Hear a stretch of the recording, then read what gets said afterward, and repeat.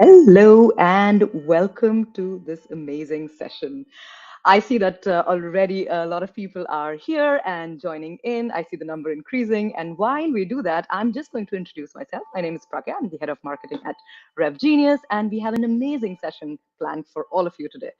I'm not the host, and neither am I the expert. So I'm going to leave it to the expert to tell you everything about how do you actually scale up RevOps teams and tech stacks.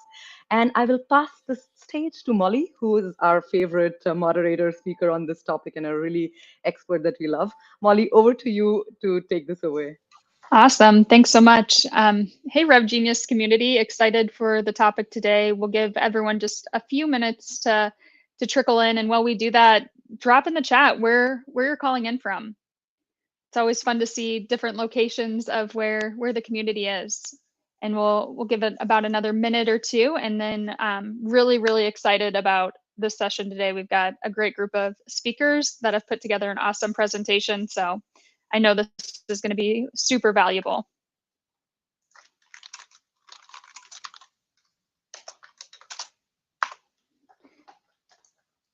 Ooh, we've got Denmark, another Midwesterner. Got a nice international group today. That's fun.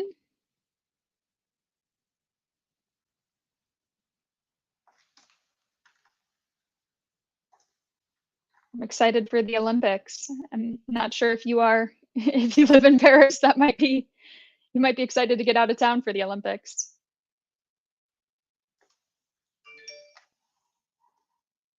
All right. Oh yeah, great call out. Feel free to drop your LinkedIn URLs in as well to just start connecting with more people in the community. I'll make sure we drop the speakers' LinkedIn's too, so I know that they'd be more than excited to be connected.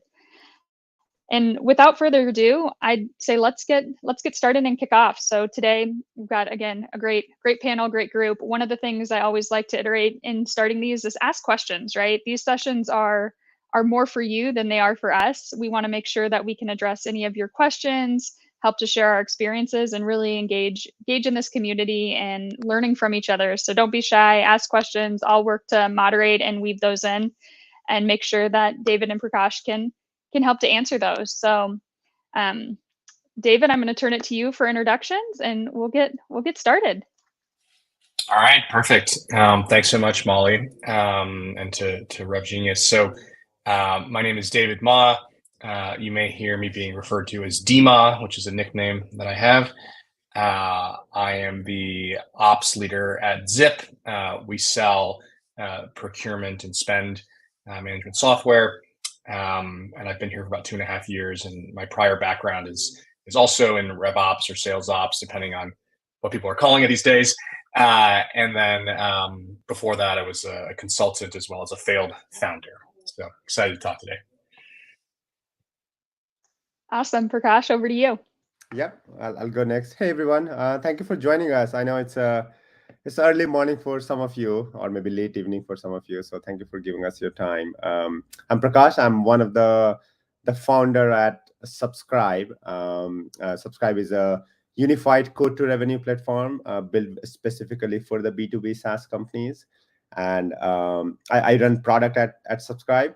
And before Subscribe, I was with Okta for quite some time. I joined Okta when Okta was small. I stayed there for a bit, and it went public and touched the $1 billion ARR. So have spent a lot of time in the code to cash on the business system, business technology. So excited to share our perspective. I have been working with Dima, or I know Dima for quite some time.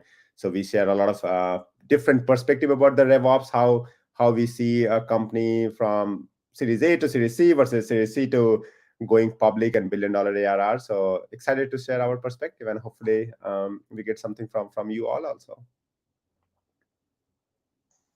Awesome. Well, we are going to turn it over to start walking through presentation. Again, reminder to the group, leverage the chat. There's the Q&A up at the top right of the navigation. Drop your questions in and we'll make sure we get them answered. Wonderful. Let me share my screen. I'm going to share the window. Hopefully everyone can see my screen. Molly, Tima, you see that? Looks great. Okay, wonderful. Great. So the topic was, I'm sure that you all have seen that. We're going to talk about some of the strategy to scale up RevOps team and the tech stack and a lot of other aspect of revenue operation, just not from the traditional definition that a lot of time we hear in public, but our perspective about what are the 5 strategies that we can use to really scale up the RevOps while the company grow and really being a driver for your company revenue growth. So we already went through this. We'll focus on 3 major areas: the team, the technology, and some part of the data, which I'm sure that you all would love to hear from Dima. Dima is a data freak guy, I would say. I know a lot of revenue operation leader. I think probably the Dima is one who cares about the data the most and a lot more scientific about this. So very, very excited about some of these things that he has to share with us. So I'll move to the next slide, and maybe I'll pass it to you, Dima, to talk about some of these, and then I can put my perspective also for these 5 strategies. Yeah, I don't want to do a giant monologue here, and so we're hoping for a pretty interactive session. The 5 things I think we're going to want to talk about today are probably topics that are familiar to everyone here, but I think going into the details and not just having it be about theory is what Prakash and I are excited about. And so the 5 are setting the foundation. I was lucky enough to join Zip sort of in the first 50 or so employees, and the beauty of something like that is that you have access to sort of the CRM and a data structure and all these things that are basically brand new. So you get to set it up correctly the first time. And I compare that to my other experiences. And when I think about what we've done well at Zip over the past couple of years, it's actually getting that foundation correct in the first couple of years that allows us to grow the next couple. And so I can get into a lot of examples there. Early on, it's also so important to hire the right people. And I know it's a lot difficult. RevOps is such a large umbrella of disciplines that doing that is really difficult. And so we'll talk about some tactics on how to set up the right team structure and what's been successful for us so far. Also very close to my heart, if you choose the right technology, it's a huge advantage for your team. And so how do we think about the right tools to go and make our team successful, right? I have now probably over 100 stakeholders in sales and marketing. First for our size company, it's a lot. And making sure that they have the right tools to arm themselves to go into the market is so key. And then the 4th and 5th points are actually, I think, ones that probably aren't talked about enough. How you manage to form and build really strong relationships with the other cross-functional execs at the company is so critical to success. There's so many people trying to row sometimes in different directions at a company that if you can get a group of people rowing in the right direction, that creates so much more velocity for your business than if you don't have the right relationships. And then lastly, even if you have the right relationships, if the project isn't going in a way where people are bought in and you've got a plan for how to make the changes, inevitably it'll fail, right? And so there's so many big cross-functional projects, whether it comes to growing out the price or growing out our new sales channels or pricing and packaging, which is so cross-functional. Getting that change management correct is so key. And so these are the 5 big topics that we're going to get into in more detail today. But 5 topics that are obviously very, very close to my heart.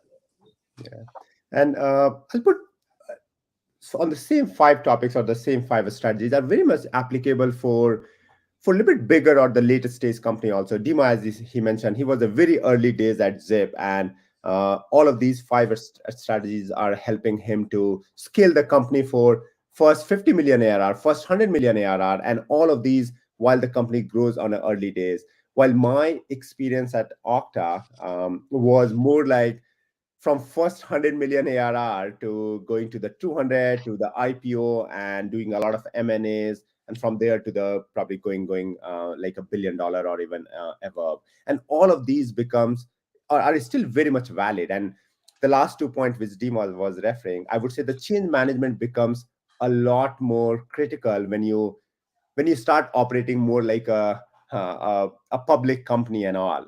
The governance, the control, and how you manage the efficiency, how you manage the nimbleness and the flexibility in the business, and you are still meeting whatever market is looking for, but while maintaining the governance and control. And those are the part of the change management, which I do think that, okay, the RevOps should drive, should own in many cases, be it the new pricing and packaging, be you are going to a new different geographic expansion, or you are just launching in a different channel. Like I'll take an example. A lot of companies goes from up market to PLG motion, or from the PLG motion to the up market. Or maybe you are only running the direct sales, but now you want to go to the channel or marketplace or some of those things. I do think that the RevOps is a core critical part to drive the change management for those things. So all of these point listed here are very much valid, irrespective of what stage your company is, and what your team size or company size or the revenue side that you are running at the in your company. Executive relation.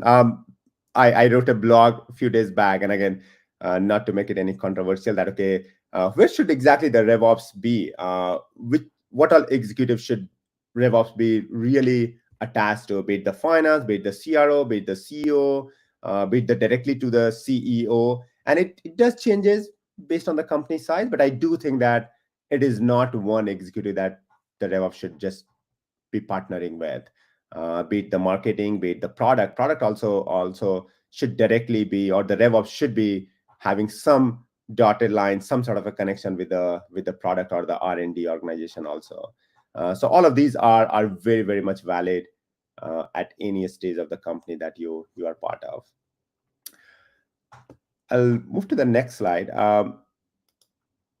So some of the foundation thing, as we were talking about, and both Dima and I have a perspective. I'll pass it to you, Dima, to talk about some of these things, and really giving some specific thing that the audience can go back and take it to their work if these are valid for them.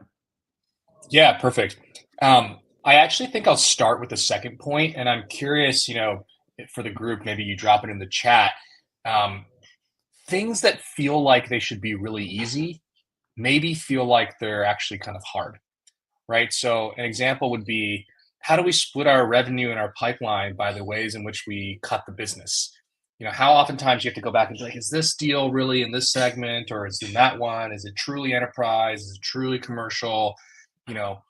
Things like, how long does it take to go from stage 2 to stage 3 to stage 4 to stage 5, right? Those types of things, if you ask any board leader or any finance leader or any executive, they're going to be like, isn't that easy? Shouldn't that be just a click of a couple buttons? Shouldn't that just be done directly in your BI tool? But I think a lot of RevOps people here probably look at these types of questions and they have nightmares because the data is so bad, or you don't trust it for whatever reason. And I've had that experience before at a past company, just figuring out whether something was in our more PLG motion or more in our sales motion, and wasn't necessarily a clear line, right? And that makes reporting really, really difficult. And if you can't have the reporting, obviously, it's really hard to tell the truth, to know what's going on. And so the first thing that I did when I was lucky enough to join Zip is I set up all of these things in a way that I knew would probably grow with us to 10x our team size.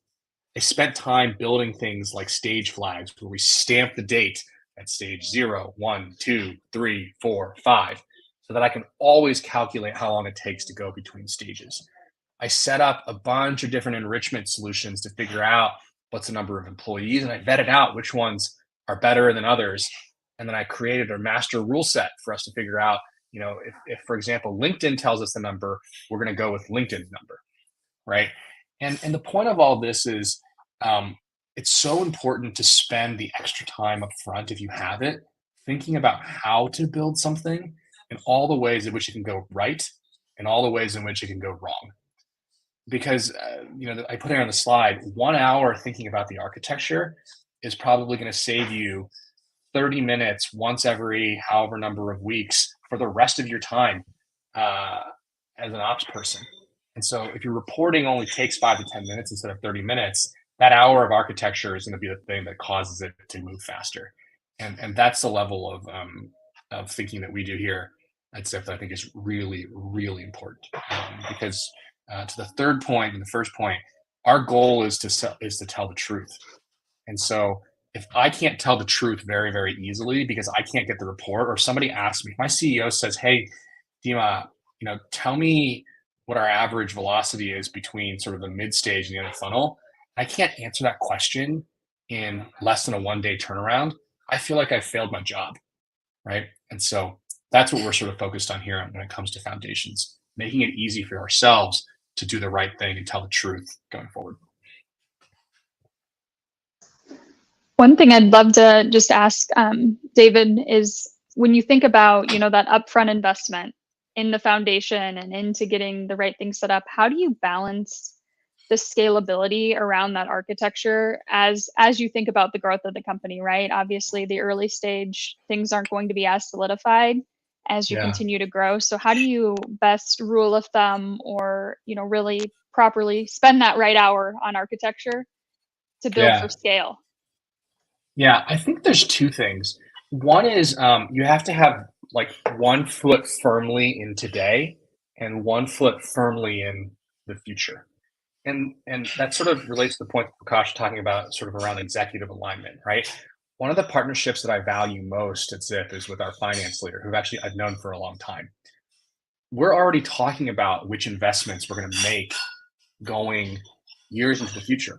And so, for example, if I'm setting up a structure that dictates how we're planning on reporting, ARR and pipeline to the board, right? It helps to know whether we're going to open internationally. It helps to know whether we're going to put money into channel. It helps to know, if we're going to carve off a part of our business that's vertical and doing a specific type of sales, right? And so aligning on what we think the future is going to look like, but also allowing for some flexibility. What if we don't open up one of those channels? That's okay. The structure needs to be able to handle that, right? And so being able to think through that future state by asking the right questions, I think is a big part of it. And one of those things, it's like, if you're an early ops person early in their career, you may not know those questions to ask. And so that's why communities like this, I think, are really, really helpful, because these are questions that have been thought of before, and an experienced ops person should be able to ask the right questions and think about those things like well off into the future. Yeah, I love the idea of like the pre-mortem, right? I think, we're always good about doing post-mortems when something's done, but how do you pre-mortem kind of your architecture of like, where will this fail, or where will this not scale or break, and being able to make that right business decision of how it should be designed up front and having that futuristic insight. So that's great perspective. I'll add a little bit more on the data side and just my experience and very specific or tactical thing. Like in my current role, I do speak to a lot of companies, a lot of RevOps leader, or a lot of other executives in the company. And it is very common if you go and ask a sales executive and a finance side, somebody that, okay, how many paid customer your company has? Probably you will hear 2 different number. And the core of the problem is nobody have a single source of truth. Everybody is running their own reporting, maybe different system, different Excel sheet. Everybody has their own golden sheet. And this is one thing that, okay, I have seen that, okay, it worked very well for me or the company that I have worked with. You take these concern to a very higher management and say that, okay, this is what we as a company operate, that there are 2 leadership coming with the 2 different number, that, okay, how many paid customer we have. And that's a very core business metrics, and there is no way that, okay, we can mess it up. Those things drive, raising this to the highest leadership. I think you get a lot more visibility that, okay, yes, we need to fix it, because somebody mentioned that, okay, data cleanup is a very hard problem. It's hard problem because there is some technical challenge, but there is a lot of hard problem or hard part because of the change management. Asking somebody that, okay, hey, no, your golden sheet is not going to be your source of truth. You have to refer this report, and it doesn't matter you like it or not, but this is what it is. That is, I think that, okay, it takes a lot of time, a lot of hard work for the RevOps. And how do you drive that is important. So yeah, Dima, I would love to hear that, okay, if anything on the how to drive these things so that maybe the audience can take it back to their team. Yeah, I think one of the hardest problems is actually finding the time to go and do these things, right? And I think, to Prakash's point, the only way you can do it if you don't already have the time is you need to make the time. In order to make the time, sometimes you have to go to your leader and say, I plan on making the time, right? And so, for example, Prakash's answer is very easy. It's not easy, but that's one of the easier ones. If people don't agree on how many customers you have, the CEO probably cares, right? But for example, a very common problem I'm sure in a lot of your CRMs is, hey, there's a lot of duplicates, right? How do you get a CRO to care about duplicates? You're going to be like, hey, we have a lot of duplicates. And they're going to look you in the face and they're going to be like, don't care. Not a problem. You deal with it. And for example, the way that I would go and make that argument is say, if I have duplicates, I'm going to have 2 reps working the same account. They're going to fight. It's going to create morale issues. And all of a sudden now I'm wasting my time. Our reps are prospecting the same accounts. And we look like idiots, actually. We have 2 highly paid salespeople talking to 2 different people at a large org. Isn't that bad? Right? So you can always take data and connect it to actual results. And I think it'll be really, really well received if you can make that connection. The other thing I'll talk about, I think I see a comment here, data cleanup is a very hard problem. One of the most common mistakes I think I see with data cleanup is people go and they put this effort and they go clean up the data and spend a day cleaning it up. But if you haven't patched the source and the root of how that data gets in incorrectly, you'll never fix it, right? So an example that we had is we also had duplicates early in our day. I showed up at Zip and we had a bunch of duplicate accounts, right? And so how did I fix this? A very common thing is you just make the website the good enough version of what's a unique account, right? But if you have a website, one of them has www, one of them doesn't, one of them has HTTP, the other one is HTTPS, the other one has /English, the other one has /French. And if you put that in your website field, you're going to have ziphq.com, ziphq.net, and all these types of issues, right? And so what we did is we actually went and we found a formula that strips out all the things before the website and after the website to create what we call a clean website field. We made that field unique in Salesforce, so there can only be that field once.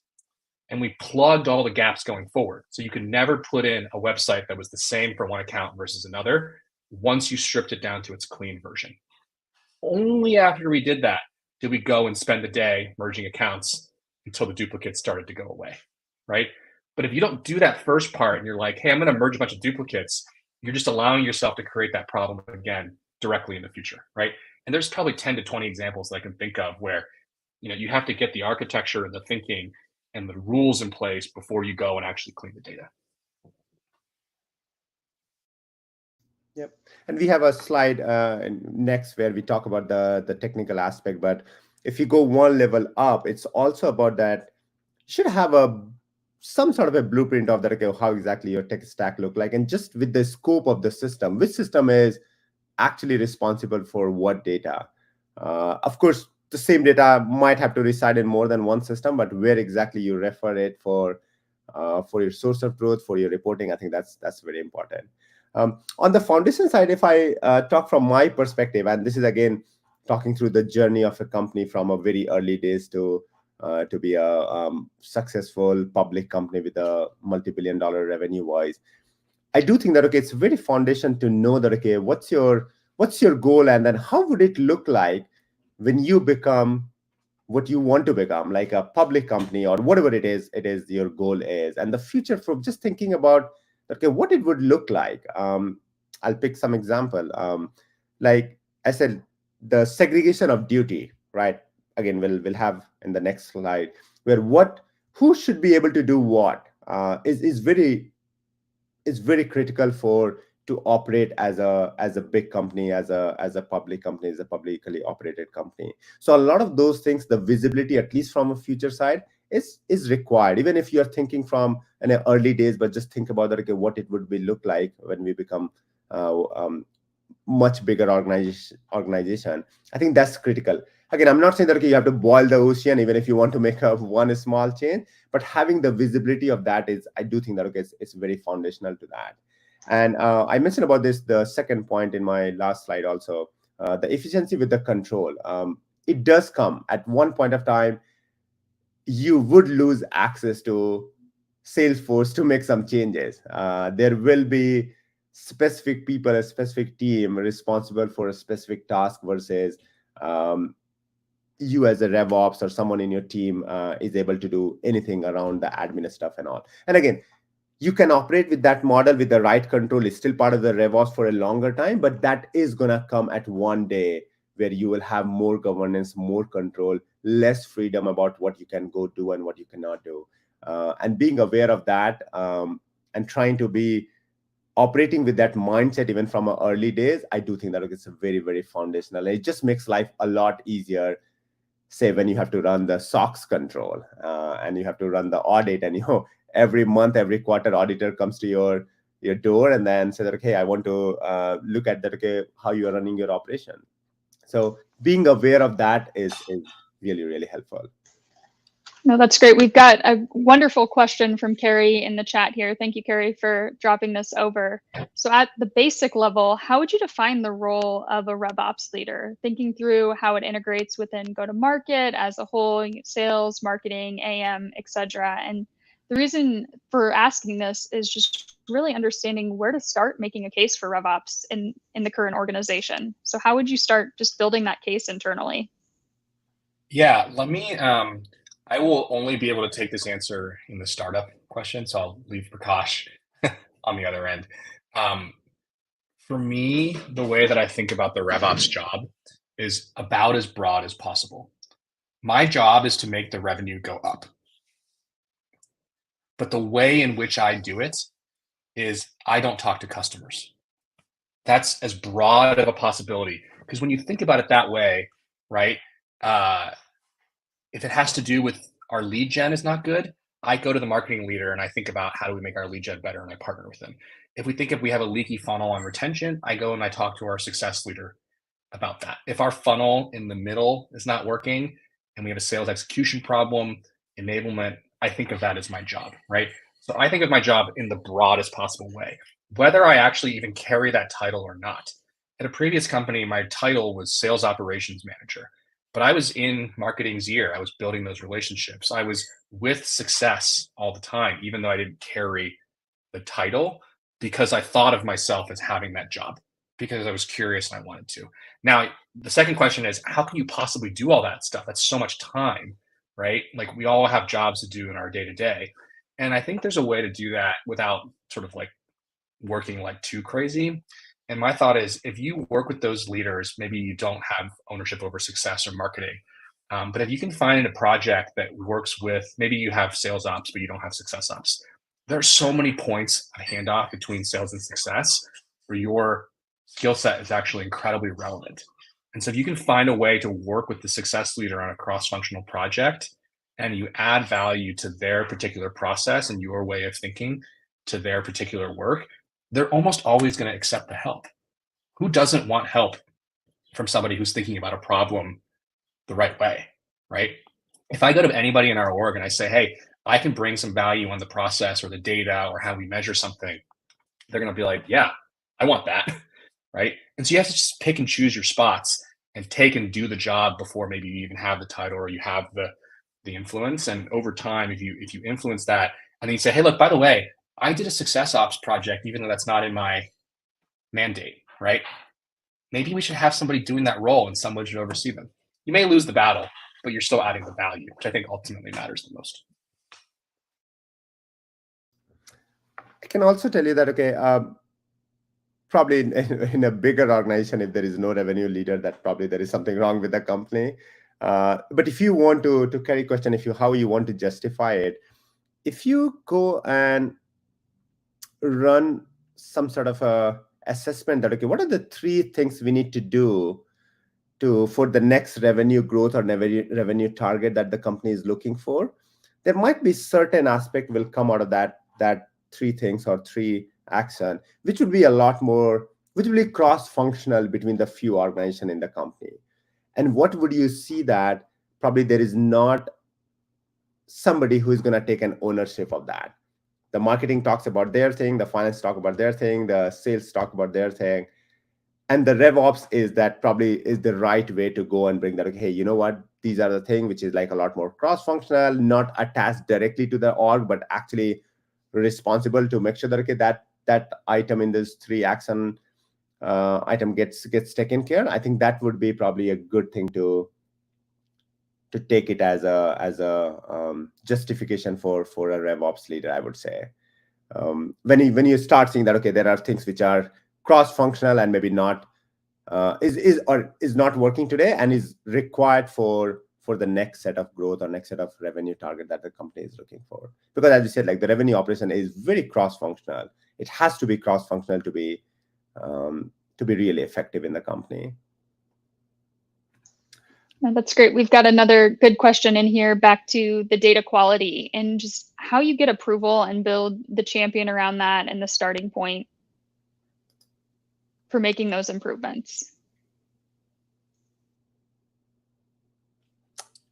I can try to take it, but maybe I don't know if I'm answering the right question. Is the question how do you get sort of like maybe org momentum or alignment around making a data quality change? Do we think that's the question? Yeah, I think that's the question is, you know, how do you get that right investment in, let's call it fixing the foundation and fixing the root cause, and knowing that, you know, that takes time and thought behind things versus just patching it. Yeah. Man, I really only have startup answers for this. There's two different types of these problems, I would say. There's the type of problem that you can just sort of hack and it'll probably be fine for the next 12 months. And then there's the type of problem that you probably have to buy something. And that line between which one is which, I think, is very difficult to navigate. You know, one example that we've faced at Zip, and I'm sure a lot of places have faced this, is attribution of opportunities. Is this a marketing opportunity? Is this a sales opportunity? Is it AE driven? Is it BDR driven, right? And I've evaluated a bunch of software that can run data science models. There's first touch, there's last touch, there's U-shape, there's W-shape. There's all sorts of different ways to do that, right? And I'll give you an example. On this one, I wasn't successful in getting budget on something like this. And so we had to find a way to solve it internally. But it was a big enough problem that people wanted to solve it. And so the way we solved it is we hacked it. And we did it just through SQL queries. We wrote a bunch of crazy SQL, partnered with our data team, and ultimately solved the problem that way. But because we weren't able to get the investment, I went to our leadership, for example, and I said, hey, we've got this thing, and it's going to kind of work for the next however long. And we have to be okay with this level of quality if we don't want to make a bigger investment, right? And that's the conversation that we have to have. But I think for other types of projects where you don't have to make an investment, you just have to make an investment in time, for example, there's, I think, ways to prove it out a little bit early. An example might be, hey, today we haven't invested in fixing our segmentation, so we don't know where stuff is going, right? Maybe you take just the last 2 quarters worth of data and say, hey, I'm going to manually scrub it this time, but just this once. You show the team, hey, this is a new insight that you can now see that you probably couldn't see the way before, only because I scrubbed the data, right? Now I want to do this for the previous 16 quarters, but it's going to take me a really, really long time to do it, right? And so you show proof of concept that this new novel insight that you derive from the data can be done to ask for more investment in doing it right on the larger project. So 2 potential tips on how to handle that. Hopefully that answers the question in some way. Yeah, I would say that, okay, in larger organization, probably everybody cares about the data, but if you are talking about the business metrics and all of those data, probably the CFO orgs care the most. So if you somehow try to convey that, okay, this data problem is for FP&A, and then you go and talk to someone from the FP&A, they manage the budget. I can tell you that, okay, if you go to a finance person, FP&A, to solve their problem, they're going to arrange some budget from somehow for you. So this is my experience in a larger org. If you can propose this change, which is more so on the finance side, or impact the finance, or directly attached to the problem that the finance runs, either in their reporting, their board meeting, their maybe street, or if they're a public company, they have to report the numbers every quarter. I do think that, okay, that gives you a little bit more leverage, that, okay, you can get the budget and the time from the approval perspective. So I would say that, okay, yeah, somehow try to attach that to the finance problem. Okay. We can, I don't know if there are other questions. No other questions yet. So I'd say let's keep moving. And audience, you've been great. Keep dropping questions in. Wonderful. Let's move to the team side again. I know we spoke a little bit about some of the executive relation and what's the main thing that, okay, the RevOps should be driving, should be owning. But Dima, I will pass it to you that, okay, how should we think about at the ground level? Like, okay, who all should be part of the RevOps? What is scale? What you are looking for when you try to build an amazing RevOps team in a very fast growing company? Yeah, perfect. No, I love this topic. Again, I can't purport to be an expert of what this looks like at its size. That's maybe 10x our scale. But for me, what's really, really worked. I'll talk. My team today, I have 5 people besides me on the team. I have 2 what I would call generalist core. Some people call them core RevOps. Some people call them sales, success, marketing ops. Eventually, you specialize them. But today, I call them generalists. I have 1 in MarkOps, 1 person dedicated to our systems, and then 1 person dedicated to analytics. But the reality is, pretty much everyone on this team actually, I think, takes on the philosophy of the 3rd bullet point, which is redundancies, right? Like at a large organization, you might have 1 person who owns, for example, outreach, right? I've got 2 people at Zip who are pretty capable, maybe 3 people at Zip who are capable in outreach, right? Maybe someone owns the forecasting platform, right? I've got multiple people who can admin the forecasting platform. I have a dedicated analyst who's fantastic, but everyone on the team has to write SQL and own insights, right? And so you build these types of redundancies because at most RevOps teams, when you're small, you just don't have enough headcount allocation to get dedicated specialists, right? And so you have to have people who are sort of able to wear multiple hats. And the way in which I do that today is I hire for what I call slope and breadth. People who just want to grow, who are interested in, learning as many things and being really, really wide versus being, such a deep technical expert on one thing. And if you're able to identify people who are willing, curious, and want to learn lots of things, you get people who end up able to do all those things. And therefore you can build in redundancies into your team.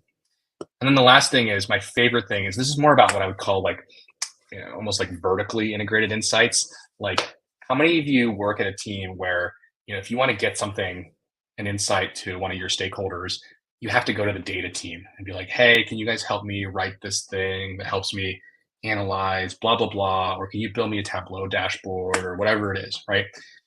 One of my early philosophies that I think has been really valuable at Zip is I want our team in-house vertically able to handle almost any question any revenue leader can ask of us.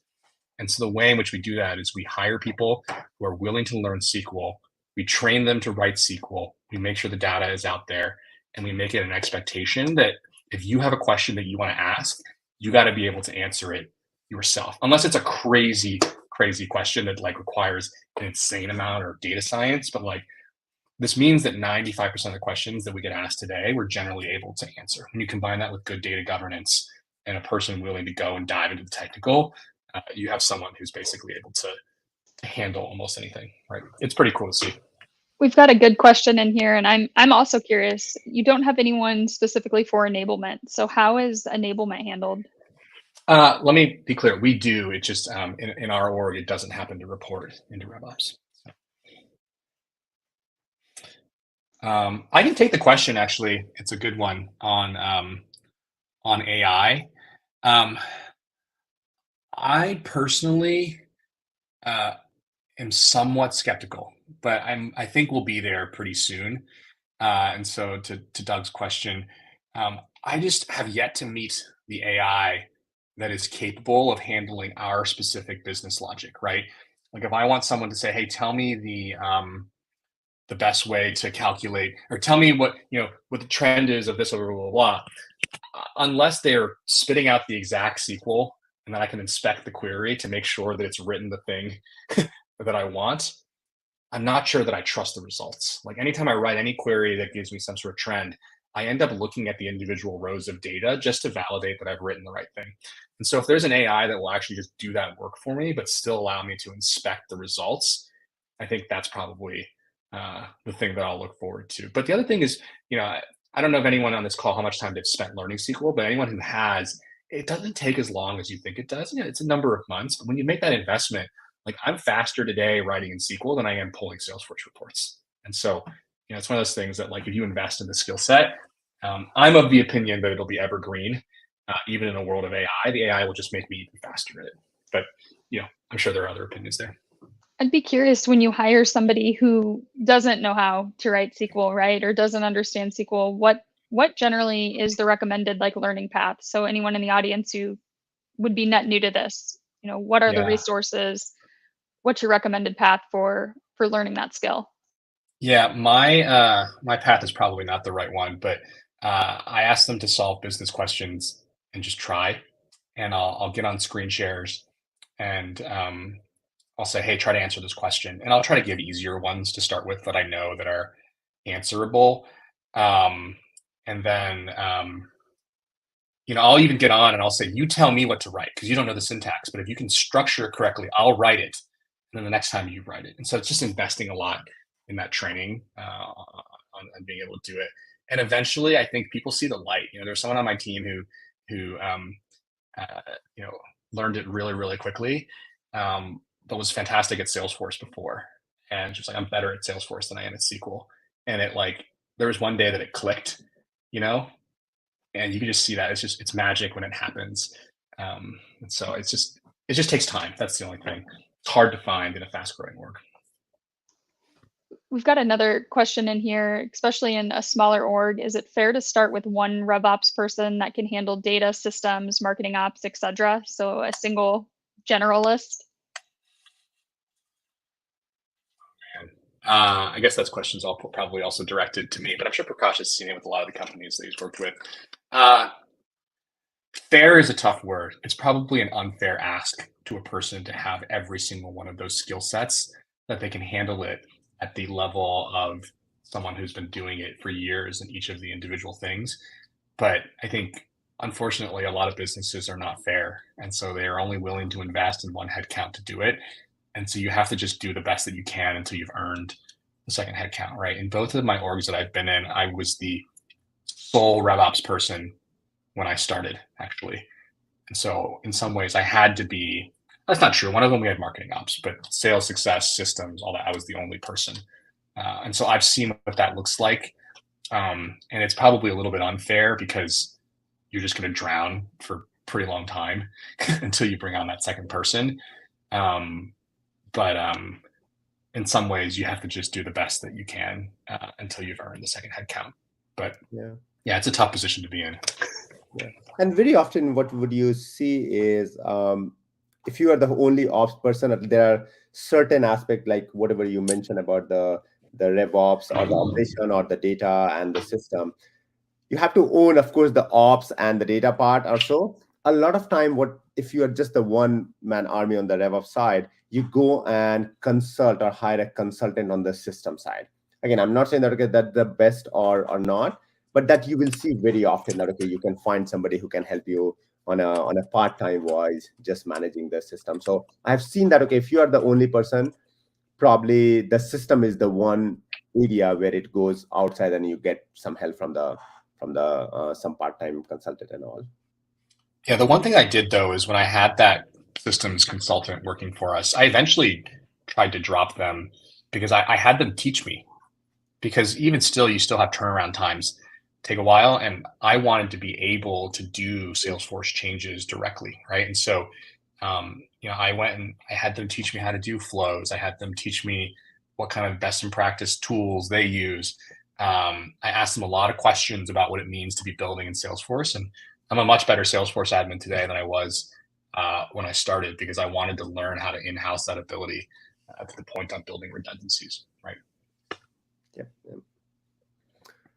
So on the team structure, when we talk about some of the bigger organization, a little bit different than what we have been chatting about is, as I mentioned earlier also, you will start seeing that, okay, there is a more centralized technical team who are taking care of all the system across the board. And I would say that, okay, I was running that at Okta, so not trying to say that, okay, justify that org structure. But when you start becoming bigger and bigger, the technical team is just not about the admin and all of those. They think a lot more about the bigger architecture, the scale, the growth. There is a lot of other things gets involved rather than just managing one or other system, be it the Salesforce or Marketo or whatever it is. So having a centralized system will become a need with the growth, and the centralized system is mainly on the technical side, which I'll go to the third point on the slide. Even on the technical side, one thing which I was at least trying to make sure that, okay, whenever we hire somebody on the technical side or technical system side, they have to have a good understanding of the business. And I can tell you that, okay, if you tomorrow, either on the RevOps side or on the system side, if you're hiring somebody on the operation who understand the technology, or on the technology who understand the operation or the business side, you should just go and hire it, because it's just so rare to find somebody who understand the system and the technology and the business both aspect. So that's where the system team or the business technology team really become a enabler for the business, versus I just understand the technology and whatever you tell me, I'll just go and do it. Versus, no, I really asking the question about that, okay, why we do, or what exactly the business asks before we do that. One of the other thing I would say that, okay, with the bigger organization, you also are, when you are trying to leap from a earlier stage or mid market to an enterprise, sometimes you have to go and just overhire, hire somebody who have seen this in the past, and hire somebody who knows that, okay, yes, how exactly it will run when the revenue is 10x, the employee count is 20x from where we are, so that you can see the bigger picture. And it's not about people can't grow into that role or so, but it's always good to have somebody who have seen it, who knows that, okay, what works, what does not work, even if their past experience was not the best, or they probably failed in one of their thing, but they know that, okay, what exactly failed. So over hiring is something, at least at Okta, we did a lot across the board, not just on the system side, on the operation, on the finance, and it did help a lot on building or building the operation, building the system, building the whole process for the future. And I do think that, okay, that's a critical aspect. See some, I don't know if it is a question. Okay. Let's move to the next one. So talking about the tech stack, again, I'll pass it to Dima, but that's another place where I have spent a lot of time, so I have a lot of perspective, and I did not put a lot of comment because I do want to talk about or mention some point. But Dima, I'll pass it to you that, okay, at the earliest stage, where probably you do not have a dedicated technology team or the system team, or maybe you are using some outside consultant, how, as a RevOps leader, you are also driving what technology or what tech stack you need to get to run the operation? Of course. And obviously, I think on the previous slide, we have someone on our team who is dedicated to systems, and I'm very grateful for her. And, what that person on my team does is they keep track of and help us understand gaps in our tech stack to make sure that we're solving the most critical business problems. But the challenge is she's just one person. And so there's only so much you can handle. We have 20, 30 tools under one person. It's a pretty crazy ask for one person to be able to handle that, or it'd be crazier for 0. But even with 2, it might be crazy. Even with 3, it's a lot to manage, right? And so you have to find a way just to kind of make it work. Our philosophy at Zip is pretty interesting. Like, we talk a lot about ambition at Zip. We want to be, up there with the great SaaS companies out there. And so that means that when we make investments, we're making investments not on a 1 year or a 2 year time scale.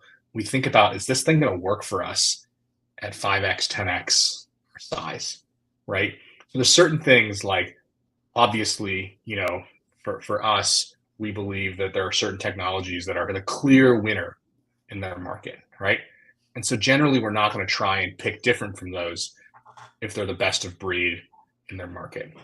Now, the one exception to that is there are a lot of best of breed products out there that are really old, and the team doesn't want to use them. And so when you go out and find those points, you can just tell. You go talk to your reps, you talk to your team, and they just ask you these questions that you might perceive as dumb questions, right? It's like, what do you mean you don't know how to do that, right? And when you hear enough of that about one particular tool, you're like, that's a sign that even if this is quote unquote best in breed, it's probably not really working for the org. And that's when you have to go out and source something new. And so there's a couple solutions in our stack over the past 6 months where we have made this observation. We picked the thing that we thought was the best, and it's not actually more than that. Past couple of years, and it's not the best. And so we've been on a mission to go and find upstarts that are going to go and do something different or knock that incumbent off their perch. But it's hard, right? Because like the example here is, I used to work in consulting. The quote unquote wisdom there is no one gets fired for hiring McKinsey, right? At a large organization. In the same way that there are certain technologies in the go-to-market stack that no one will ever fire me for buying Salesforce, right? But if you have the willingness and sometimes the courage to go and find something new that you have high conviction around, it can be a major accelerant for the business. It reminds me of a really fun anecdote I heard when I was in business school. We had a very seasoned marketing executive come into the org or come to speak to us.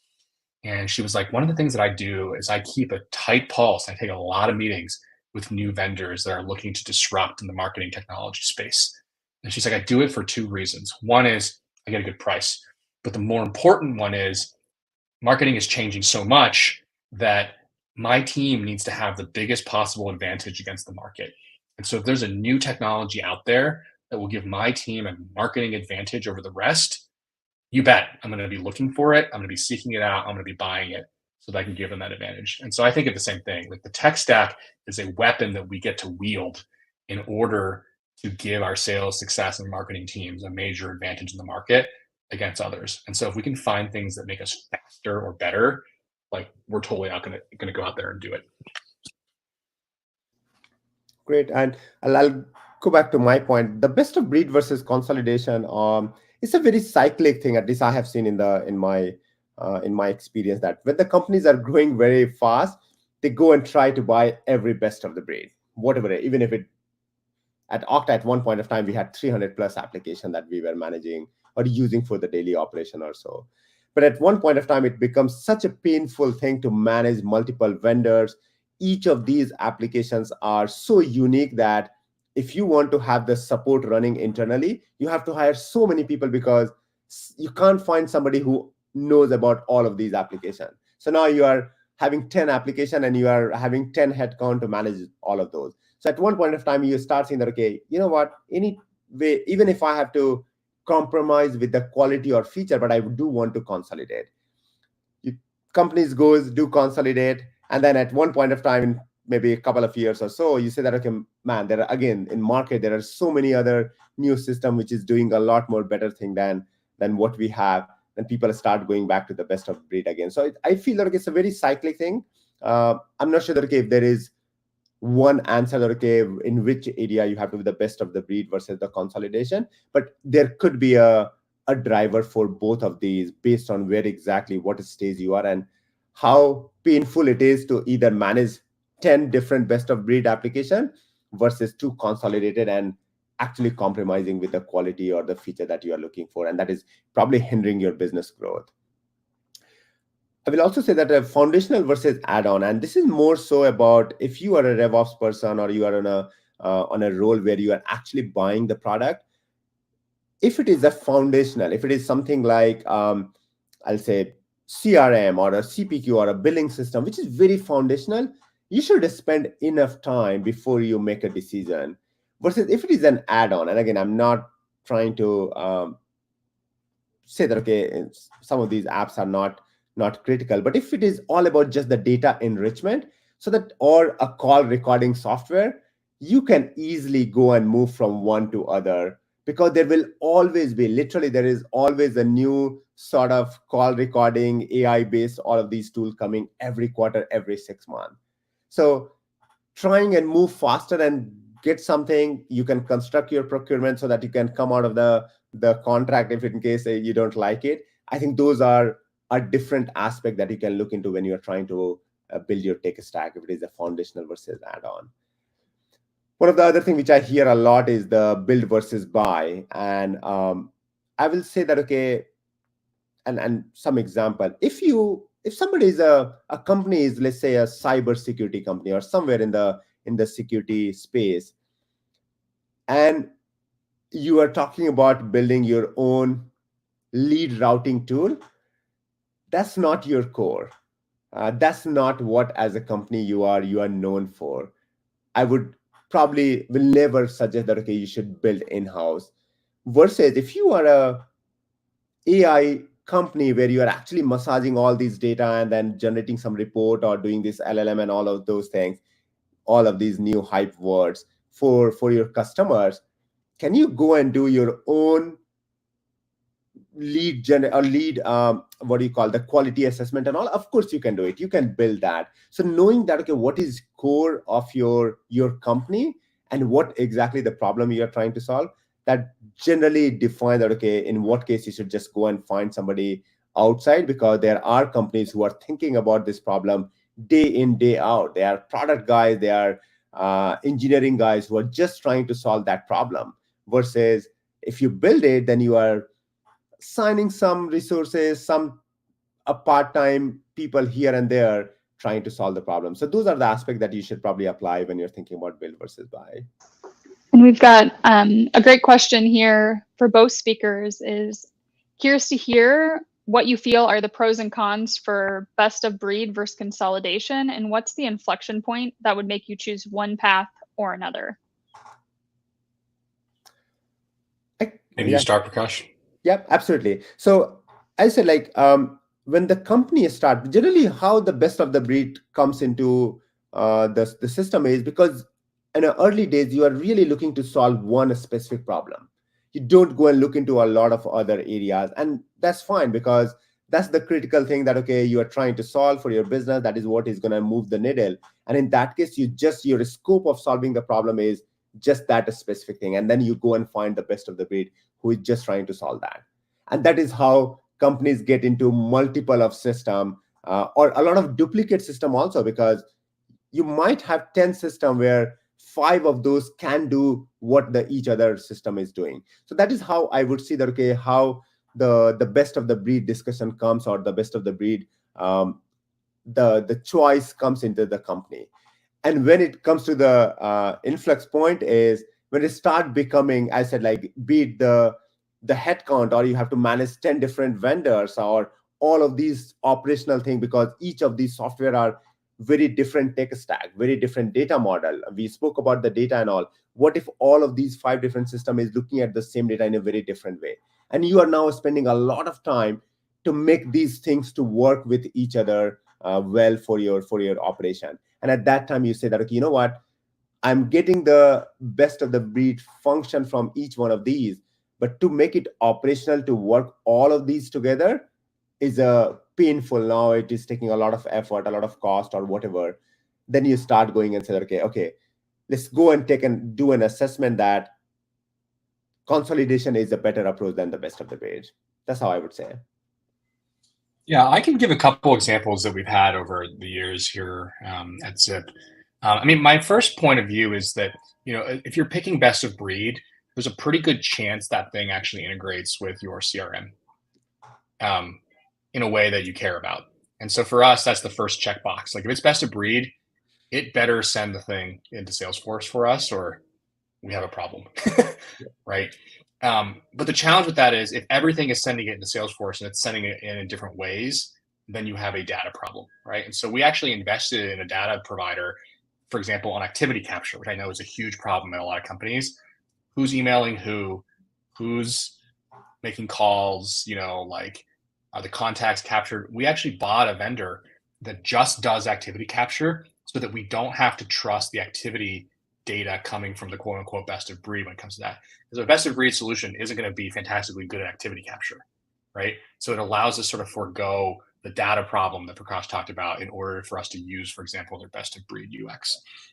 I think the other thing is, you guys probably can tell the leaders in call listening, the leaders in forecasting, the leaders in data enrichment, and the leaders in sales engagement are all encroaching on each other's territories now, right? We're seeing this consolidation happen in the market. And for us to pick the right ones and when to consolidate is a big question for us, right? We have great relationships with all of our vendors, but the market is somewhat forcing us kind of in this direction if the cost is low, if the solutions start to become as good. And so what I start to look at again is, are these things going to work together, right? Like sometimes you see them put together through acquisition, sometimes they're investing in-house. And so I tend to look at these to see like, what is their actual roadmap on bringing the solutions together? So I think we're out of time, so I'll stop. We are. This was a great conversation. Thank you all for joining. We've shared LinkedIn's. Feel free to connect with all of us. And thanks so much for participating today. And David, Prakash, thanks for sharing your insights. This is great. Thank you very much, everyone. It's great chatting. Yeah. Happy Thursday. Take care. Bye all.